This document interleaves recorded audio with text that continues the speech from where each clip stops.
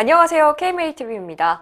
우리나라 녹내장 유병률이 100명 중 4명꼴로 나타난다고 합니다. 이렇게 생각보다 큰 수치인데요. 많은 분들이 이렇게 녹내장에 대해서 좀 걱정을 하시고 또 일상생활에서 헷갈려 하거나 또 오해하고 있는 것들이 있다고 하는데요. 오늘 그 궁금증 제대로 풀어보려고 합니다. 네, 안과 전문의 모셨습니다. 김안과병원 녹내장 전문의 정정진 교수님과 함께합니다. 어서 오십시오. 안녕하세요. 네, 반갑습니다. 너무 네. 오랜만에 뵙는데요. 네, 안 그래도 언제쯤 불러주시나 하고 기다리고 있었는데요. 네, 오늘 더 예뻐지신 것 같습니다. 제가 네. 먼저 하려고 했던 말을 먼저 하시다니. 네.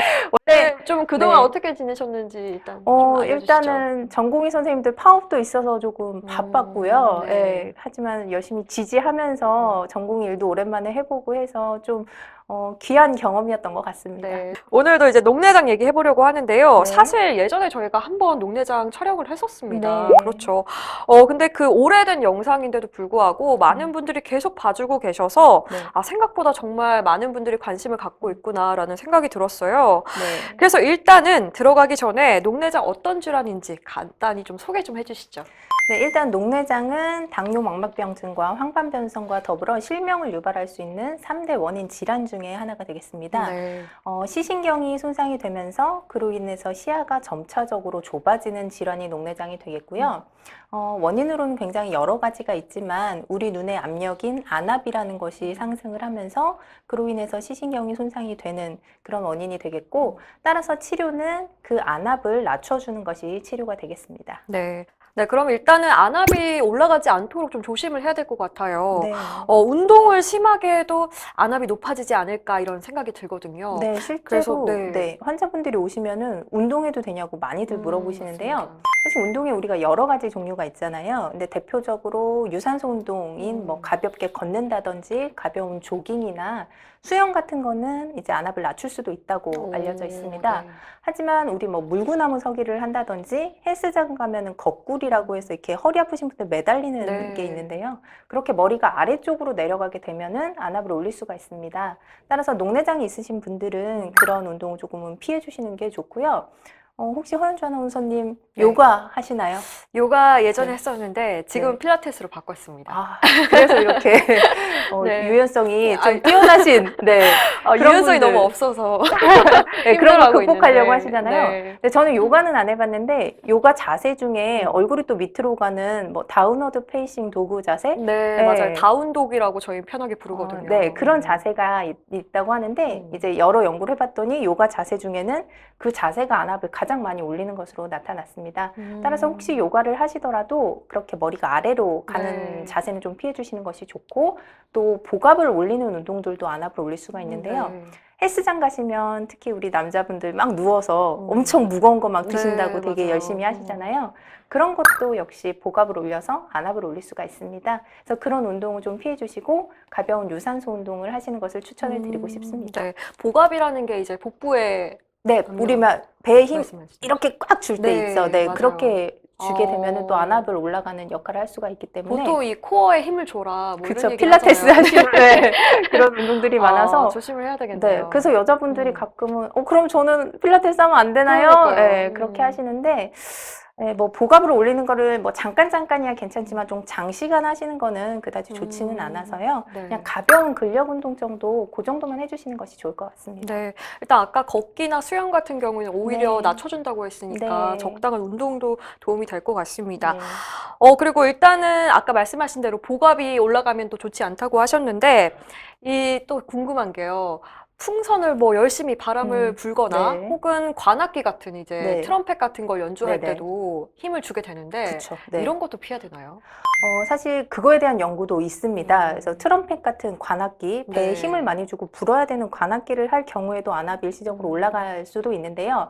근데 그거는 연주 시간이 길어지면 길어질수록 안압을 올리는 것으로 알려져 있기 때문에 취미로 잠깐 하시는 거는 크게 문제는 없을 것 같고요. 네. 다만 직업적으로 이제 하시는 분들 계시잖아요. 네. 그럴 경우에는 뭐 직업을 할 때뿐만이 아니라 연습도 많이 하실 텐데 그런 경우는 조금은 줄여주셔야 되는 것으로 알려져 있습니다. 네. 이런 연구 결과가 있는지는 몰랐는데 네. 취미 생활 정도로는 괜찮다라고 말씀을 해주셨네요. 네. 그리고 또 한국인의 커피 커피 소모량이 네. 네, 350잔이나 된다고 합니다. 네. 저도 그중에서 일조를 하고 있는 것 같은데 이렇게 하루에 한 번씩 커피를 마시는 것 녹내장 환자에겐 좀 괜찮을까요? 일단은 우리가 커피 안에 커피 하면 어떤 성분이 가장 먼저 떠오르세요? 카페인이죠. 그렇죠. 네, 그 카페인이 음. 안압을 올릴 수도 있다고 알려져 있습니다. 네. 그거는 녹내장뿐만이 아니고 정상인에서도 안압을 올릴 수 있다고 알려져 있는데요. 네. 그래도 커피 한 잔에 들어있는 그 정도의 카페인 정도는 하루에는 괜찮으세요. 근데 뭐 커피를 마시고 나서 피곤해서 뭐 그걸 몇 잔 더 드신다든지 혹은 뭐 커피 먹고 오후에는 홍차를 마신다든지 그런 하루에 드시는 카페인 양을 좀 조절을 해주시는 것을 말씀을 드리고 싶습니다. 네, 하루 한 잔 커피 정도는 네, 괜찮다라고 괜찮습니다. 말씀을 해주셨어요. 네, 또 뭐 모든 선생님들이 항상 네. 매번 하는 단골 멘트죠. 술과 담배. 네, 네, 맞습니다. 어떻게 보십니까? 당연히 안 되겠죠? 네, 특히 남성분들께서 많이들 이제 물어보시죠. 술, 담배를 많이 하시는데, 근데 가끔 저한테 이제 딜을 하시는 분들이 있어요. 어떤 선생님, 일을 하시나요? 저는 두 개 다 끊지는 못하겠는데, 둘 하나만 중에 하겠다. 하나만 먼저 해보겠다. 음. 그럼 이제 선생님은 뭐를 끊으라고 하시겠냐? 그러면 네. 뭐를- 답변이 궁금한데요? 네. 네. 뭐가 안 좋으실 것 같으세요? 저는 네, 둘 다 안 좋습니다만, 술이 더 안 좋을 것 같아요. 땡. 아니에요? 술도 많이 50대 50 이었는데. 드시면은 안 좋기는 하죠. 네. 당연히 안 좋은데, 술은 아주 소량을 마실 경우에는 네. 오히려 안압을 낮출 수도 있다고는 오, 알려져 있습니다. 네. 하지만 그건 어디까지나 소량을 드셨을 경우만 해당이 되는 소량이라고 거고요. 하셨어요. 이게 네. 또 오해하시고 술 그럼요. 이렇게 신나서 네. 마시면 안 저는 술, 되니까요. 담배 다 하지 마시라고는 하는데, 네. 그리고 흡연 같은 경우는 담배 한 개 피를 폈어도 안압이 일시적으로 올라간다는 연구들도 있고, 또 미국에서 대규모 연구를 했었는데, 네. 흡연을 한 번도 하지 않았던 그룹과 예전에 흡연을 했던 그룹, 그리고 지금 현재 흡연을 하고 있는 이렇게 세 그룹으로 나눠서 안압을 이제 비교를 해봤더니 네. 흡연을 하지 않은 그룹에 비해서 최근에 흡연을 하거나 뭐 지금도 흡연을 하고 있는 그 그룹의 안압이 더 높게 나타났고, 특히 정상인에서도 그렇지만 녹내장이 있는 경우가 훨씬 더 그게 더 높게 나타났다고 합니다. 그래서 흡연은 조금 줄여주시는 것이 좋고, 물론 네. 음주도 뭐 한 잔으로 끝내실 수 있으면 그 정도는 괜찮지만 음주도 많이 줄여주시는 것이 좋을 것 같습니다. 네. 선생님 그러면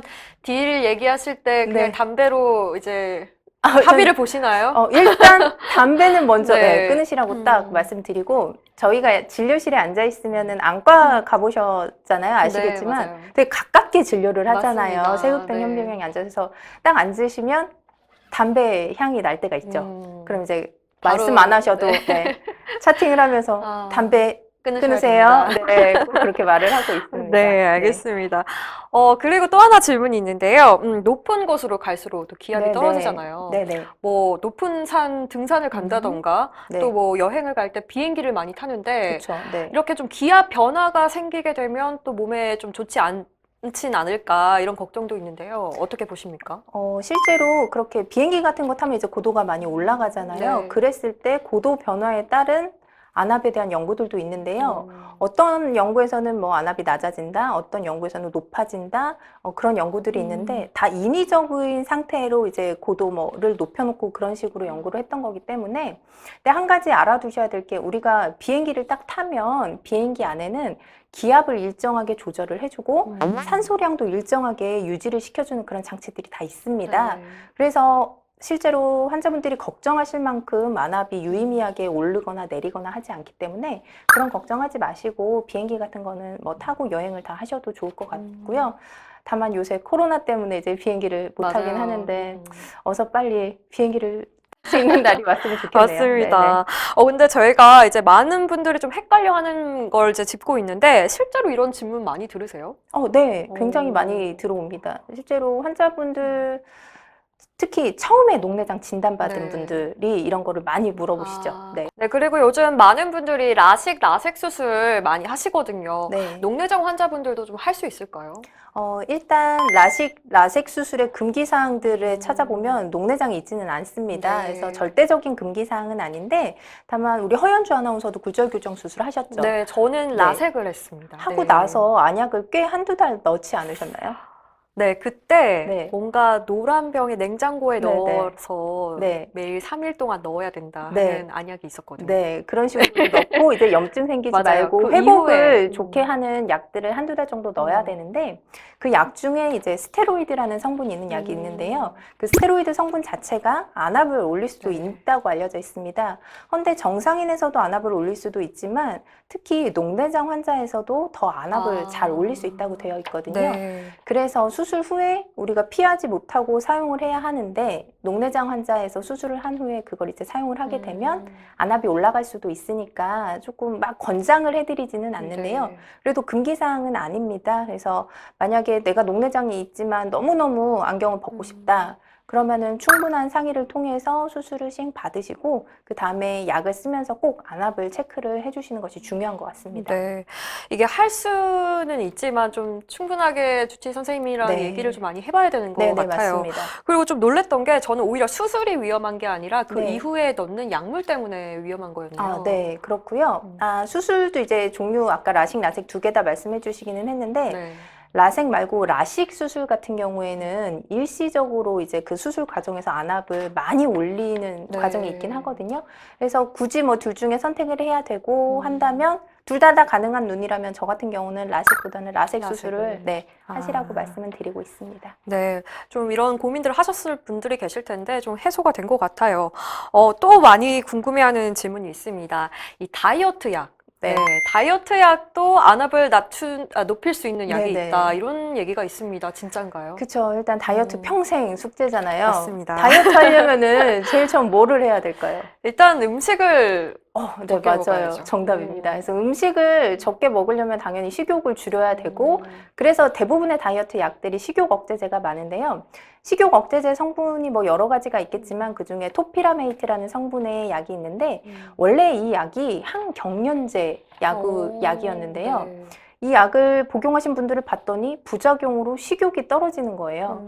그래서 그 부작용을 이걸 타겟으로 해야겠다 해서 이제 그 약을 다이어트 약으로 네. 이제 막 사용을 하고 있었는 지 꽤 됐는데 네. 그 약이 우리 눈의 구조 중에 선모체라는 구조가 있는데 그 구조물의 뭐 위치도 바꾸고 그 주변에 물이 차게도 해서 안압이 그 물이 빠져나가는 길을 좀 좁아지게 만들거든요. 그렇게 되면서 안압을 상승시킬 수 있습니다. 따라서 만약에 원래도 그 물이 빠져나가는 길이 좁아져 있는 폐쇄각을 가지고 계신 분들 같은 경우에는 이 약을 굉장히 네. 저는 드시지 말라고 말씀을 드리고요. 개방각인 경우에도 이 약을 먹었을 때 그렇게 구조의 변화가 오면서 안압이 올라갈 수가 있기 때문에 이 약을 꼭 드셔야 한다면 저는 꼭 안압 체크 하시라고 말씀을 드리고 있습니다. 우리가 먹는 감기약 중에 뭐 항히스타민제라든지 그런 게 들어있는 약이 있는데 뭐 개방각 녹내장에서는 상관이 없는데 역시 말씀드린 폐쇄각 녹내장에서는 안압을 올릴 수 있는 위험이 있다고 알려져 있어서 그런 거는 조금 주의를 해주시는 것이 좋을 것 같습니다. 일단 안과 뭐 약물 사용 말고도 이렇게 다른 질환 약을 복용할 때도 좀 신경을 써야 하는 부분이 있을 것 같아서 복용하시게 될 때는 선생님과 좀 상담을 하는 게 좋을 것 같습니다. 네, 그래서 어느 과를 가시던지 간에 네. 꼭 녹내장이 있다고 말씀을 해주시는 것이 굉장히 중요한 포인트인 것 같아요. 네. 녹내장 그러면 수술은 하지 않는가요? 녹내장 수술도 있습니다. 아까 제가 제일 처음에 안압을 낮추는 것이 치료라고 말씀을 드렸는데 녹내장 치료에는 이제 대표적으로 약물 치료 그리고 레이저 치료, 수술 치료가 있는데요. 처음에 그렇게 안압이 높았을 때 약물이나 레이저로 먼저 안압을 낮춰보고 그래도 안압이 조절이 되지 않는 분들이 계시거든요. 그럴 때에는 이제 수술을 선택을 해서 저희가 안압을 낮추고 있습니다. 하지만 꼭 기억을 해 주셔야 되는 게 이러한 치료, 안압을 낮추는 치료일 뿐이고 이미 한번 손상된 시신경이 다시 회복이 되는 치료는 아니거든요. 그렇기 때문에 꼭 진단을 받으신 이후에는 약물 같은 것을 통해서 안압 조절을 꾸준하게 해주시는 것이 가장 중요할 것 같습니다. 그러니까 수술을 해도 약물은 계속 사용을 하게 될까요? 수술을 하고 나서 약물을 사용하는 퍼센테이지도 물론 한 40% 정도는 되는 것 같은데요. 안압이 잘 떨어진 경우에는 뭐 안압이 우리가 목표 안압으로 들어왔으면은 그냥 수술로 끝나는 해피한 경우도 있고 하지만 수술 후에 이제 뭐 염증 반응이라든지 그런 것들로 인해서 우리가 목표로 하는 안압에 도달을 못하는 경우들이 있습니다. 그럴 때에는 약물을 한 가지나 두 가지 정도는 조금 다시 사용은 해주실 수도 있어요. 네. 환자들 중에 수술만 하면 뭔가 해결될 것 같다. 이렇게 생각하는 네네. 분들도 있을 것 같아요. 네. 그래서 그게 굉장히 저희로서는 수술하기 전에 설명하기가 굉장히 힘든 부분이고, 사실 녹내장 같은 경우는 수술을 하면서부터가 시작이거든요. 수술 후에 병원에 잘 나오셔서 그때그때 안압이 올라갔을 때 어떤 처치를 하고, 안압이 또 너무 낮아졌으면은 뭔가 그걸 보존해주는 처치를 하고, 이렇게 하면서 서로 이제 계속 이끌어 가야 되기 때문에 네. 수술을 한다고 딱 끝? 이게 아니고 그거부터 시작이라는 거를 꼭 우리 환자분들께서 기억을 해주셨으면 좋겠습니다. 네, 말씀하신 대로 수술한 것부터 시작이라고 합니다. 이제 선생님과 함께 좀 얘기를 듣고 약물 치료도 제대로 받아보시고 또 수술을 뭐 생각해 보시면 좋을 것 같네요. 녹내장 또 떠올리면 같이 네. 생각하는 게 저는 백내장도 생각이 네, 네, 납니다. 맞습니다. 두 가지가 동시에 발병할 수도 있을지 궁금하고요. 또 네. 녹내장을 앓고 있는데 백내장 수술이 가능할까 이런 생각도 들거든요. 실제로 많이들 물어보세요.